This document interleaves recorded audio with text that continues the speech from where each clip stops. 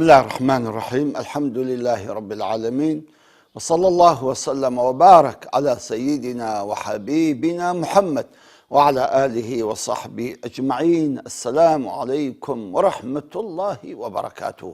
خۆشەویستانم ئازیزانم، سەلام و ڕەحمەتی میهرەبانی خۆی گەورە بڕژێ بەسەر دڵ و دەرونی هەمومان. خۆشحاڵم ئەو جارش لە شاشە خنجیلانەکەی خۆتان بە خزمەت ئێوەی ئازیز و خۆشەویست گەیشتمەوە. خۆشەویستانم، ئەگەر یەکێک هێشتان بانگ نەدراوە، ئەچێت بۆ مزگەوت 5 دقە 10 دقە نیو سەعات ماوە بۆ نوێش، ئەچی بۆ خۆی لەو مزگەوتە دەستنوێژێکی جوان ئەشوا، پاشان ئەچێ دوو ڕکعەتی نوێژی تەحیەت المەسجید ئەکاو، تا دینیشی بۆ خۆی قورئان ئەخوێنێ، یان زیکر و دەکا، یان تەسبیحات دەکا، یاخۆ سەڵەوات لێ دەداتن. ئایا مەلائیکەتانی خوا کەسێکی وا ببینن چی ئەبێتن ئازیزانم؟ بەڕاستی ئەمە مەلائیکەتی خوا زۆر دڵیان بەو کەسە خۆشە، زۆر دڵیان بەم کەسە خۆشە و دوعاشی بۆ ئەکەن، دەڵێن اللهم اغفر له وارحمه. الله ئەکبەر. هەر کەسێک پێش ئەوەی بانگ بدا بچێت بۆ مزگەوت، لە مزگەوتەکە دانیشێ و دەست بە زیکر و تەهلیل و یان قورئان خوێندن بکە. سبحان الله، مەلائیکەتانی خوا چەند مەلائیکە لە مزگەوتن، هەر هەموو بە یەک دەنگ هاوار دەکەن و ئەڵێن اللهم اغفر له اللهم ارحمه. خوایە لەو بەندەی خۆت خۆش بە، خوایە ڕەحم بەو بەندەی خۆت بکە. ئەوەتە پێغەمبەرمان صلى الله عليه وسلم دەفەرمی الملائكة تصلي على أحدكم ما دام في مصلاه. سبحان الله، بزانە ئەوە نیعمەتی خوایە کە مەلائیکەتی خوا دوعات بۆ بکەن، کە مەلائیکەتی خوا سەڵاوات لەسەر لێدەن. طبعا سەڵاواتی مەلائیکەت لە بۆ ئێمە دوعای خێرە، ئەوە گەورەترین نیعمەتە، گەورەترین خەڵاتە. تۆ بچیە مزگەوت دانیشی مەلائیکەت دوعات بۆ بکەن.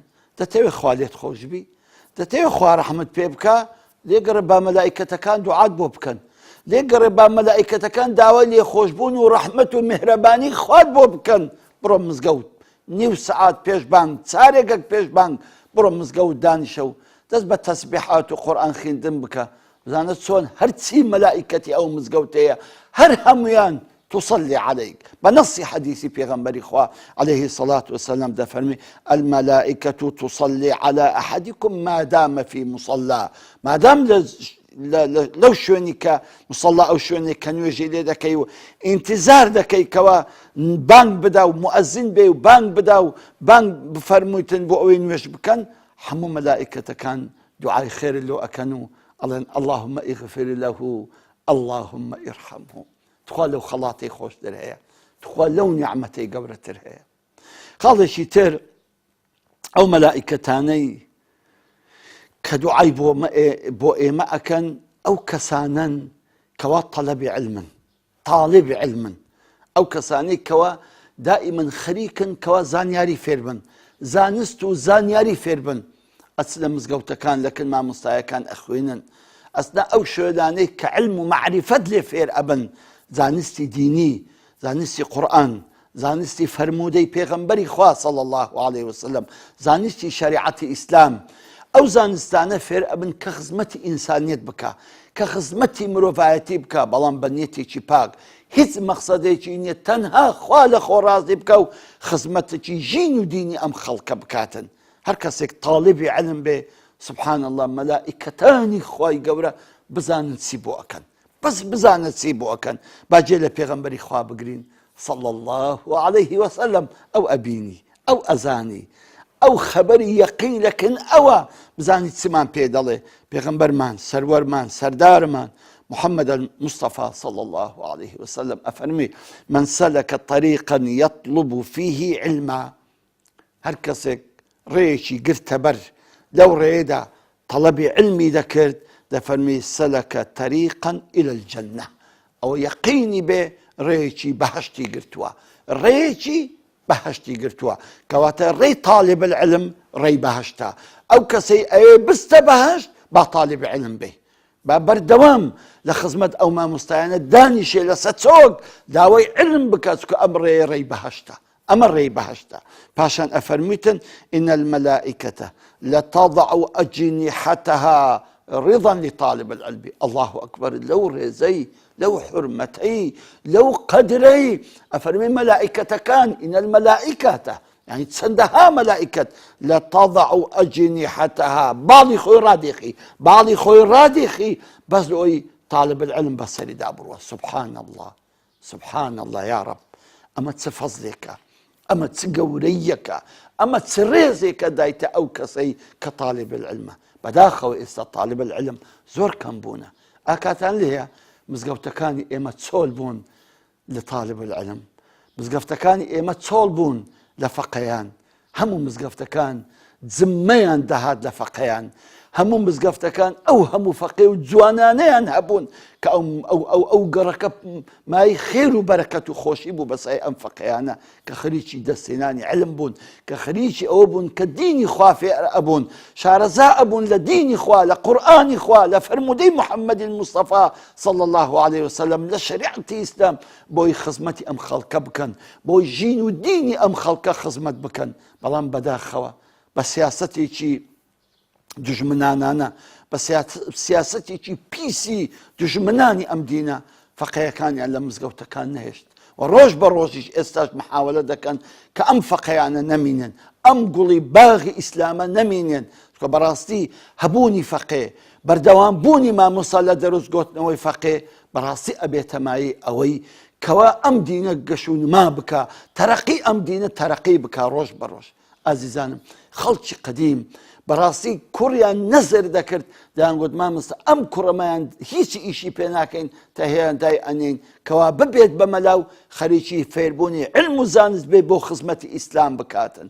بەس بەداخەوە ئێستا ئەوەندەی منداڵەکانی خۆمان خەریکین ئەوەین کە بەرزیان کەینەوە پلیان بەرز کەینەوە لە علومی دنیا ئەوەندە خەریک نین بۆ علومی شریعەتی ئیسلام بۆ علومی قورئان بۆ علومی فەرمودەی پێغەمبەری نازدار عەلەیهی سەڵات وەسەلام تەشجیعیان کەین و نەزریان کەین و هانیان دەین کە بچن لە خزمەت مامۆستایەکان بخینن.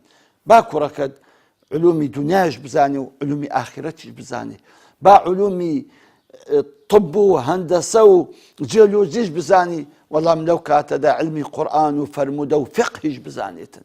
زا بەڕاستی زۆر گرینگە ئازیزانم با ئێمە وە بکەین منداڵەکانمان تەشجیعکەین بچن لە خزمەت مامۆستایەکان بخینن و مامۆستایەکانیش بەڕاستی هیممەت بکەنەوە بەرە خۆیان دانیشتن و با فەقێیەکان بێن و دەرسیان پێ بڵێن چکە زیندیکردنەوەی ئەو مەدارسانە بەڕاستی زیندیکردنەوەی ئیسلامە.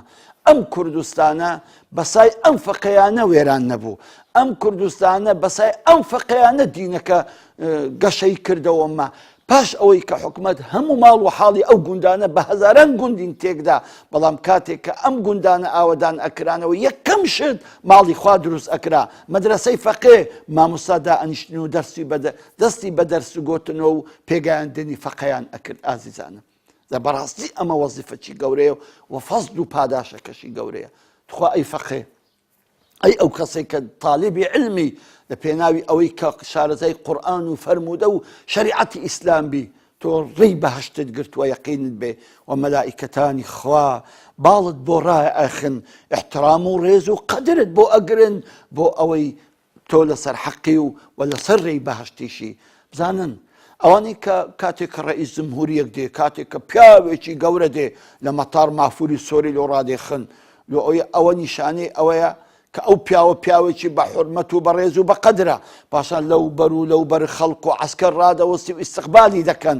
دەزانی فەقێ جوان دەزانی ئەو کەسانێک کە تاالبی علمن وان ئەگەر مەلائیکەت بۆ باری بۆ ڕابێخن ئەوە هەموو تەواضع و ڕێز و حورمەتی ئەگرن بۆی بزانن ئەو ڕێی کە ئەم فەقەیە پێدا دەڕوا زۆر زۆر ڕێیەکی پیرۆزە و زۆر ڕێیەکی سوپاسکرا و ولا لای خوا و لە لای پێغەمبەری خوا صلی الله عليه وسلم شیرین و چاکە چکە ڕێی بەهەشتە. ئیمامی نەوەوی ئەفەرمی فەقەیەکی بەلەحمان لەگەر بوو زۆر هەرە پاس بوو دەفەرمی هەموو جارێکە دەچوین دەماخین لە خزمەت مامۆستای دەگوت ئەو فەقەیە پێی بە قەیمی لە عاردی دەدا دەگوت با باڵی مەلائیکەتەکان بێشی فەرمی وەڵڵاهی ئەو فەقەیە هەردوو پێی شەلەر لێدا هەردوو پێی شەلەر لێدا و هەردووچی مردن.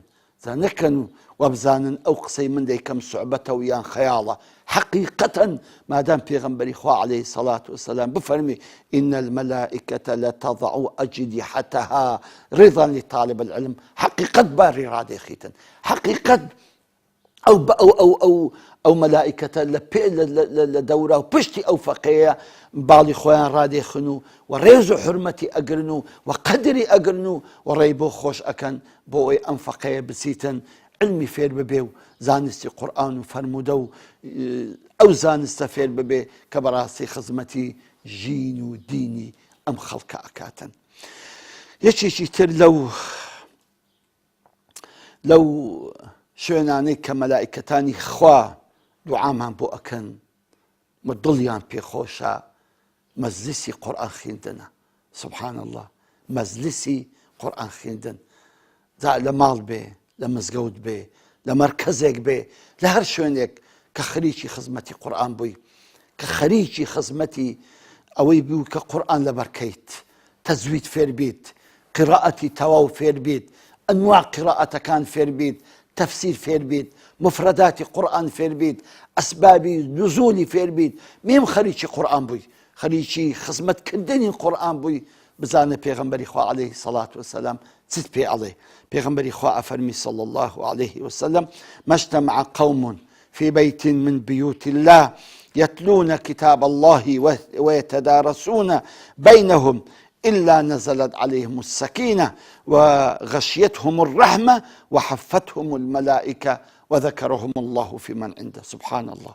أو زور مجديتي دا عزيزان والله أم حديثة مجدي قلق زوري تيدا بو أو كساني كوخزمتي قرآن أكن أو كساني كخريش قرآن أخوينن قرآن فر أبن قرآن لبر أكن تفسير قرآن أخوينن براسي أمام مجدي قلق زوري تيدا پیغمبری خوا علیه الصلاة والسلام دفرمي هر قومك هر كومالا كسك لمالك كاني خوا خربونوا بو أوي يتلون كتاب الله كتابي خواي قوريان أخين ويتدارسون ما بينهم ولا بين خويام دراسيان ذكر خواي قوري بزانت سنخلاتيان بي أبخش يكمين إلا نزلت عليهم السكينة إلا سكينتيان بس دادا باري الله أكبر يك آراميو يك سكناي روحو يك خوشيان بس دادا باريني والله لدري أم سكينته أم آراميو أم خوشيانية أويك وغشيتهم الرحمة رحمة دايان دا بوشي رحمتي خوا رحمتي مهرباني خوا دايان أبوشي إيه وحفتهم الملائكة والملائكة الدوريان أدن الله أكبر لو مزيسة مباركي ملائكتي خوا دوريان أدن هر دورة وبشيان هم ملائكة باشان وذكرهم الله في من عنده خوا للاي خو باسيان أكا للاي ملائكة كان خوا للاي عزلتي زبرائيل وميكائيل وإسرافيل وعزرائيل هم ملائكة كان حملة العرش هم باسي تو أكن باسي أو مسلي صدقا كدانشتون قرآن أخوينو خريجي لبركني قرآن خريجي خزمتي قرآن خريجي تفسير قرآن مجدبه أو كساني خريجي أو خيرا مجدبو أو كساني كوالا قبرها كاني دانشتون لقر خوشك كانيان دانشتون بو أوي براستي شارزاي أو قرآن ببنو خير وبيري أم قرآن بو خوان حاصل كان مجدايتان ليبي كبزانا بس كملائكة كاني خوا وأدوريان داون ببالي خوان إيوان دا بوشتوو إيوش لبن بالي أو ملائكة لناو رحمو بزيو رحمتي خواي قورا